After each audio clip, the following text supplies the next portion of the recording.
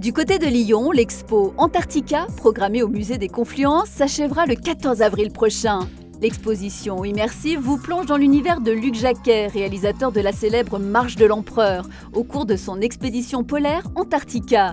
Une expérience sensorielle à vivre parmi les manchots et les phoques poaliers. Un voyage unique au cœur de la vie polaire. Actuellement en rénovation partielle, le Musée national du Moyen-Âge, plus connu sous le nom de Musée de Cluny à Paris, a proposé plusieurs pièces de sa collection au musée Anne de Beaujeu. L'occasion de découvrir des chefs-d'œuvre d'un très grand raffinement.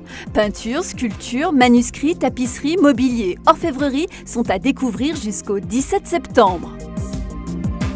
La station de Sainte-Foy-Tarentaise s'engage à nouveau pour la bonne cause à l'occasion de la 4e édition de la Piste des Étoiles. Au programme 2017, 10 challenges à réaliser par équipe de 2 ou 3 dans des catégories pro, amateurs ou famille et aux côtés des plus grands champions. À l'honneur, l'association Étoile des Neiges qui soutient les jeunes atteints de la mucoviscidose. Une cinquantaine d'auteurs, parmi lesquels François Bégodeau, Majid Cherfi ou encore Bertrand Belin participent cette semaine à la 15e édition du Printemps du Livre de Grenoble. Pendant 5 jours, rencontres, dédicaces, conférences, découvertes et spectacles autour de la littérature vont animer les bibliothèques et le musée de la ville. Attention, plus que quelques jours pour profiter de la Biennale internationale design Saint-Étienne.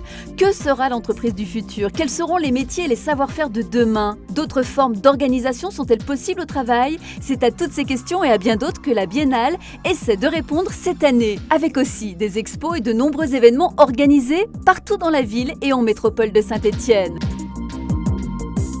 Inscrit au patrimoine mondial de l'UNESCO depuis 1998 au titre des chemins de Saint-Jacques-de-Compostelle, l'Hôtel-Dieu du Puy-en-Velay présente un musée interactif sur le patrimoine de l'agglomération de la ville et de la Haute-Loire, un centre de congrès et des expos temporaires. Jusqu'au 16 avril, le musée accueille une expo off de la Biennale du design de Saint-Étienne.